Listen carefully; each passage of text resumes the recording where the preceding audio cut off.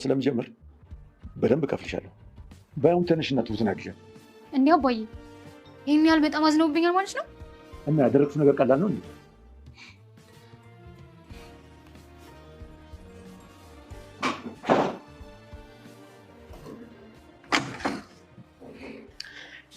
ትሁት አቤት ነው ፈልግሽ? ትሁት በእናትሽ ቢያንስ እንኳን ሳናግርሽ በስነ ስርዓት መልሽልኝ። ትጨቃጨቂ ነው እንደመጣሽው? አይደለም እርዳታሽን ፈልጌ ነው። የምን እርዳታ? እኔ ምን ልረዳሽ እችላለሁ? ሻንጣሽን ከዚህ ቤት ማውጣት? ግን ለምንድን ነው ቆይ እንደዚህ ክፉ የምትሆኝው? ደግ ስለሆንሽ በጣም ጥሩ ስራ ስለምትሰሪ እንደ ደህና ሰው ደግሞ ከኔ እርዳታ ትፈልጊያለሽ እንዴ? ደፋር። አሁን በትዕግስት እያወራሁሽ አይደል እንዴ? እንደ ጥሩ ሰው በጣም በቃ ተይው እርዳታውን። ዛሬ እዚህ ቤት ምን ተፈጠረ? አላውቅም። አሁን እንቃጠቢ። ጭቅጭቅ አልፈልግም። አላጥብም፣ ጥፍሬ ይበላሽብኛል። ኧረ እባክሽ ጥሩ። ለአባዬ እኮ መናገር እችላለሁ። ናይ በቃ አጥባለሁ። ወይኔ ቲና፣ እኔ እናንተ መጫወቻ አልሆን። ባለቤቴ ከውሽማዋ ጋር በገዛ ቤቴ ሲላለጡብኝ እረዳሃለሁ። የእኔ ልጅ ግን ማስተዋል አለብህ።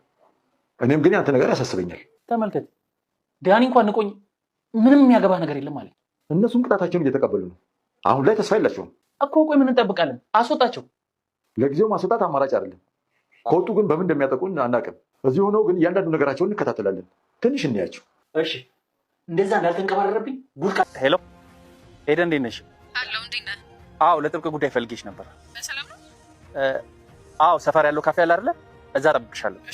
እሺ፣ አመሰግናለሁ።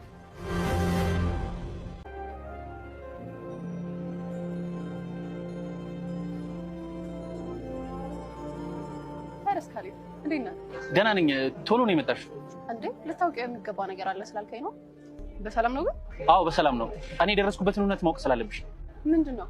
ባለፈው ካስታወሽ ዳኒና ቲና ወንድማማቾች አይመስሉኝም ብዬሽ ነበር። ታስታውሻለሽ? እና ምንድን ናቸው?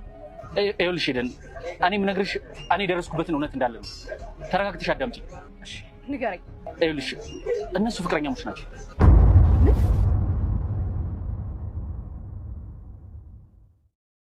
ዳኒ አሁንም 4 ሚሊዮን ብሩን ተስፋ ማድረጉን አላቆመም። አባዬ በቃ ጨከንክብኝ እያለ ነበር። ምኑን ብሩን ነው? ሰጠሁ እኮ 10 ብሩን ነው ይላል ዳኒ። እንዴ 4 ሚሊዮንም ብር እኮ ወጥቶ ሊሆን ወስደው ነበር። ስለዚህ ካሁን በኋላ ብር የለም ሰርተህ ተለወጥ እያሉት ነበረ። ዳኒም በብስጭት ተነስቶ ወደ ኤደን ወዳለችበት ሄዶ እባክሽ እዛ ቤት መመላለስሽን አቁሚ፣ ምንድነው ምክንያቱን ንገረኝ ትለዋለች። እሱም ካሌብ እንደምታስቢው ሰው አይደለም፣ በጣም መጥፎ ሰው ነው። በዛ ላይ ደግሞ በሚስቱ ላይ ሴት ሊያመጣ ነው። ዳኒ በምን አድርጌ ነው የምትለኝ? ራስ አስተዋውቀኸኝ ትላለች ኤደን። በቃ ዝም ብለሽ ነው ያልኩሽን ስሚ፣ እዛ ቤት መሄድሽ ይቅርብሽ ይላል። እሺ ላስብበት ትላለች ኤደን። ሰላም ጤና ይስጥልኝ ውድና የተከበራችሁ በመላው ዓለም ያላችሁ ኢትዮጵያውያን ኤርትራውያን፣ እግዚአብሔር ይመስገን ደህና ነኝ። የግፈኛው ሚስትና የሰራተኛዋ ፍጥጫ ክፍል 33 ቀጣይ ክፍል እናያለን። ቲና ለዳኒ ደውላ ላገኝ እፈልጋለሁ በአስቸኳይ ትለዋለች። ውጭ ወጥታ ታገኘዋለች። ምንድነው የተፈጠረ ነገር አለ ይላል። ምንም አዲስ ነገር የለም፣ ግን ያቺ ልጅ መታ ነበር ትላለች። የቷ ልጅ? ባለፈው የሸኛት ምን ለምን እያለ ዳኒን ግራ ይጋባል። እንዴት መጣች? እኔ አላውቅም፣ ብቻ ከካሌብ ጋር ሲገናኙ እኔ ትቻቸው ወጣሁ፣ ግን ከርቀት ሳያቸው እሷ ናት መሰለኝ አዲሱ ፍቅረኛው ትላለች ቲና። ምን ማለት ፈልገች ነው? እንዴት ይሆናል እያለ የሆነ ከአንደበት የሚወጣው ቃላት ግራ ሲጋባ ምን ሆነ ነው አንተ? እኔም እንዳንተ አልደነገጥኩ። አልገባሽም? ዝም በይ ይላል ዳኒ። እንዴት አይገባኝም? በላይ አይደል እንዴ ሴት ይዞ የመጣው ትላለች ቲና። ዳኒም እባክሽ ራሽን እንደ ጥሩ ሰው አትይው ያለችበት ጥሏት ይሄዳል። ዳኒ ከቲና ጋር እንደሄደ ኤደንን ያገኛታል። ሄዱ እባክሽን እዛ ቤት መመላለስ አታብዢ፣ ለምን ምክንያቱን ንገረኝ ትላለች። እባክሽ ብዙ የማታውቂው ነገር አለ። ካሌብም እንደምታስበው አይነት ሰው አይደለም፣ በጣም መጥፎ ሰው ነው። በዛ ላይ ደግሞ በሚስቱ ላይ ፍቅረኛ ላመጣ ነው እያለ ነው። ቆይ ዳኒ ምን አድርጊ ነው የምትለኝ? አንተ ራስህ አስተዋውቀኝ። እሺ አሁን ምን ላድርግ? ዝም ብለሽ እመኝኝ ይቅርብሽ ይላል። እሺ ቆይ ላስብበት፣ ግን ደግሞ ጋሼ እኮ በጣም ጥሩ ሰው ነው። እንዴት እንደምወድሽ ታውቂ የለ? በቃ ተረጂኝ ይላል ዳኒ።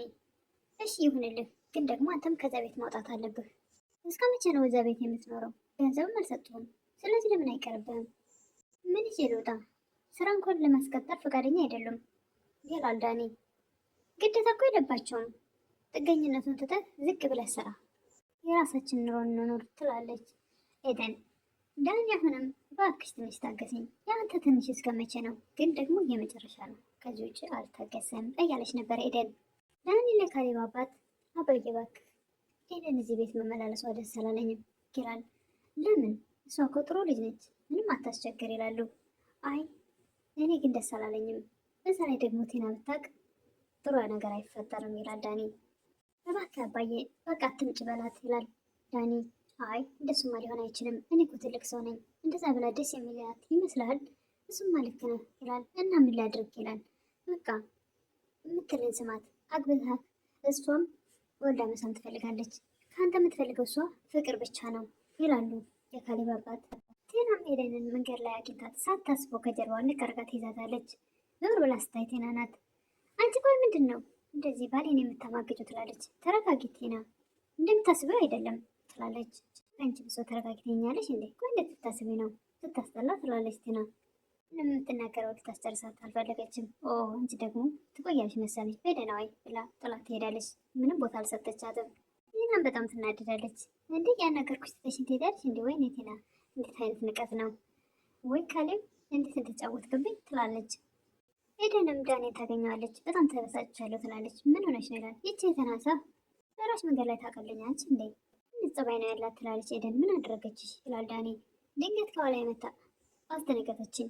ጭራሽ ደግሞ ባሌን ታማግኘዋለች ትለኛለች እንዴ? እኔም እዛ ቤት እንድትሄድ ፈቃደኛ ስላልሆነ አየሽ ነግሬሽ ነበር እኮ እዛ ቤት አትመላለሽ ብዬሻለሁ አይደል? እና እኔ እዛ ብሄድ ምን አደረግኩኝ? ነገሮችን እኮ መርምራ መረዳት ትችል ነበረ ትላለች ኤደን።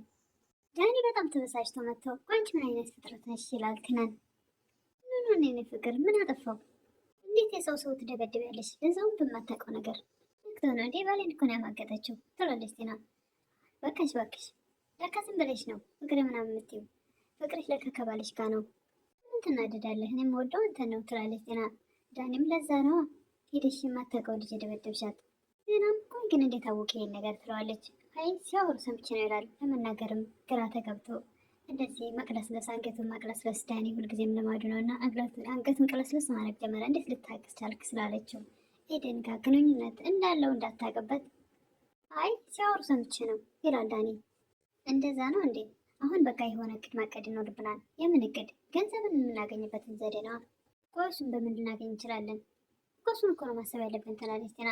ይኸውልሽ አሁን እኔ ምንም ገንዘብ ቤት ውስጥ ምንም አይነት ገንዘብ የሚሰረቅ የለም፣ ምንም የምናገኘው ነገር የለም ዳኒ። ቲና ካሌብም አባባ ቤታቸውን አዙረውብኛል አየሽ አይደል? ለዚህ ነው እኔ ያኔ ተረጋጊ ስልሽ የነበረው። አሁንም ደግሞ በዚህ ጉዳይ ልንጨቃጨቅ ነው እንዴ? ይልቁንስ ትሁትን እናሳምናት ትላለች ቲና። ትሁት በፍጹም እኛን ልትረዳን አትችልም እና ምን ማድረግ አለብን? ስለዚህ የተሻለ ሀሳብ ማመንጨት አለብን እያለች ነበር ቲና። ካሌብ ከአባቱ ጋር ውጭ ተገናኝተው አባዬ ግን ምን አስብ ይላል። ስለምኑ ይላሉ። ስለ እነዚህ ልጆች ነው አስባለሁ ይላሉ የካሌብ አባት። በቃ ተዋቸው ይላል ካሌብ። እሳቸውም በቀላሉማ እንደዚህ ልተዋቸው አልችልም ይላሉ።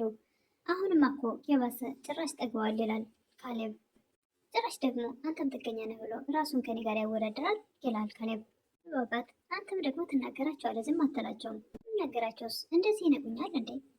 አባዬ በቃ ለምን ድራማ አይበቃም ይላል ካሌብ። አባዬ በቃ ድራማ በቃ አባራቸው ይላል ካሌብ። ገና ነው ይላሉ እሳቸው። እንግዲህ አንተ ግን እንደኔ ተፈትነሃል እንዴ ይላሉ እሳቸው። አባዬ ያኔ እኮ ፍቅር ልቤን አውሮኝ ነበር፣ የሚታየ ነገር አልነበረም። ባከኖሮማ እንኳን ከቤቴ ከሀገር አባራቸው ነበር ይላል ካሌብ። ታውቃለህ አባዬ በወጣው በገባው ቁጥር ገደላቸውን ያውቃቸው ነው የሚለኝ። ተረጋጋ ልጄ፣ ቸኩለህ የማይሆን ነገር እንዳታደርግ ይላሉ የካሌብ አባት። ቆይ ከዚህ ሁሉ ጣጣ ብታስወጣቸው ምን አለበት? አንተ ምን አገባህ? የሚበሉት የኔ ንብረት ነው፣ ያሉት የተቀመጡበት የኔ ቤት ነው። ዝም ብለህ አርፈህ ተቀመጥ ይላሉ የካሌብ አባት። ካሌብ ከተዋለበት ውሎ ሲመጣ ዳንኤልን ወደ ቤት ገባ ሲል ከደረጃ ሲወርድ ያገኘዋል። ቆይ ከዚህ ቤት ለምንድን ነው የማትወጡት ይላል። ዳኒ ደግሞ በፈጣጣ አልወጣም ይላል። ምን ማለት ፈልገህ ነው? እዚህ ቤት እኮ ያስገባሁ እኔ ነኝ፣ ስለዚህ ውጣ ስለመውጣት አለብህ ይላል ካሌብ። እስከ ዛሬ ተሸክሜ እኖራለሁ፣ ከዚህ በኋላ በቃኝ ይላል ካሌብ። ዳኒም ከአባዬ ቤቱ አባዬ እስከሆነ ድረስ እሱ ወጣ ስላላለኝ በፍጹም አልወጣም። ተውት የካሌብ አባትን። አባዬ የእነዚህ ልጆች መጨረሻ ምንድን ነው ትላለች። እስኪ እናያቸው ይላል የካሌብ አባት። አይበቃም አባዬ፣ እውነቱ ሁሉ ወጣ፣ ከዚህ በኋላ ምን ቀረ? እንደ ካሌብ አባራቸው ልትይ ነው እንዴ ይላሉ የካሌብ አባት። አባዬ አሁን እኮ ሁለቱም ተስፋ ስለቆረጡ እንዳያጠቁኝ ፈርቼ ነው። ካሌብም እነሱን እያየ በጣም እየተጎዳ ነው ትላለች ትሁት። አውቃለሁ ልጄ በጣም እየተጎዳ ነው፣ ግን ደግሞ አላስወጣቸውም ያሉ ነበር የካሌብ አባት። ለምን አባዬ ትላለች ትሁት። ምክንያቱም እዚህ ከሆኑ በደንብ መከታተል እንችላለን፣ ከወጡ ግን አደጋ ሊያደርሱብን ይችላሉ። አንቺን ወይ ካሌብን አጥፍተው ቢያጠፉስ? እነሱ እንደሆነ ተስፋ ቆርጠዋል። ስለዚህ አያጠቁንም ብሎ ማሰብ ከባድ ነው። እንደውም በከባድ ነው የሚያጠቁት። ካሌብ አባት ካሌብ እንነጋገር ይላሉ። ምንድነው የምንነጋገረው አባዬ? ምን ነው በተናቷ ኩርፈነ ይላሉ። አባዬ በገዛ ቤቴ እንዴት ጥገኛ ስታይ ወዲያቴ አይታየም ይላል። ባለቤቴና ውሽማዋ በገዛ ቤቴ ሲላላጡብኝ እረዳሃለሁ ልጄ፣ ግን ደግሞ ማስተዋል አለብህ። እንከት አባዬ ዳኒ እንኳን ንቆኝ ጭራሽ ምንም የሚያገባ ነገር የለም አለኝ። እነሱ እኮ ምንም ተስፋ የላቸውም። አሁን ላይ ቅጣቻቸውን እየተቀበሉ ነው። ምን እንጠብቃለን? በቃ አስወጣቸው ይላል አሁንም ካሌብ። ከወጡማ ምንም በምን እንደሚያጠቁን አናውቅም። እዚህ ሆነን እያንዳንዱ ነገር መከታተል አለብን። ትንሽ እንጠብቃቸው ይላሉ የካሌብ አባት። ካሌብን በጣም ተበሳጭቷልና እሺ እንደዛ እንዳልተቀባረርብኝ ጉር ካልሰራሁት እኔ ካሌብ አይደለሁም። ካሌብ ሁሉን ነገር በጥበብ አድርግ እሺ፣ አትቸኩል ልጄ ይላሉ የካሌብ አባት። እጅግ በጣም ስለተበሳጨ ለኤደን ይደውላል። ኤደን ሰፈር ያለው ካፌ በፍጥነት ነይ እፈልግሻለሁ ይላታል። እሷም እሺ ብላ ትዕዛዙን አክብራ በፍጥነት ትመጣለች። ለምን በፍጥነት መጣ ይችላል? አዎ ልታውቂ የሚገባ ነገር አለ ስላልከኝ ነዋ ትላለች ኤደን። በሰላም ነው ትላለች ኤደን። አዎ በሰላም ነው፣ ግን ደግሞ እኔ የደረስኩበትን ነገር ማወቅ ስላለብሽ ነው ይላል ካሌብ። ምንድን ነው እሱ ትላለች ኤደን። ባለፈው ካስታወሽ ዳኒና ቲና እህትና ወንድም አይደሉም ብዬሽ ነበር እና ምንድን ናቸው ብላ ትደነግጣለች ኤደን። ኤደን እኔ የምነግርሽ እኔ የደረስኩበት እውነታ ስላለ ነው። ተረጋግተሽ አዳምጪኝ ይላል ካሌብ። እሺ ንገረኝ ትላለች በጉጉት። እነሱ ፍቅረኛሞች ናቸው እያለ እንግዲህ የዛሬው ቪዲዮ እዚህ ላይ ነው ያለቀው። ምን እንደሚፈጠር በቀጣይ የምናይ ይሆናል። ኤደን ይህን ስትሰማ ዳኒ ትጠላ ይሆን? በቃ አታስፈልግም ብላ ወደ ካሌብ ትመጣ ይሆን? ወይስ ደግሞ ከነድህነቱ ይህን ያደረገው ለእኔ ብሎ ነው የሚለውን ነገር በልቧ ታስቀምጥ ይሆን? ወይስ ደግሞ በቃ አያስፈልግም እህት ብሎ የሰው ሚስት ሲያባልግ የነበረ ሰው አልፈልግም ብላ ወደ ካሌብ ትመጣ ይሆን? እሱን በቀጣይ የምናይ ይሆናል። ለምታበረታቱኝ እህቶች ምስጋና ከልብ ነው። አሁንም አብሮነታችሁ አይለኝ እላለሁ። አዲስ ሆናችሁ ደግሞ ሰብስክራይብ እያደረጋችሁ ቤተሰብ ሆኑኝ፣ አበረታቱኝ እላለሁ። አመሰግናለሁ።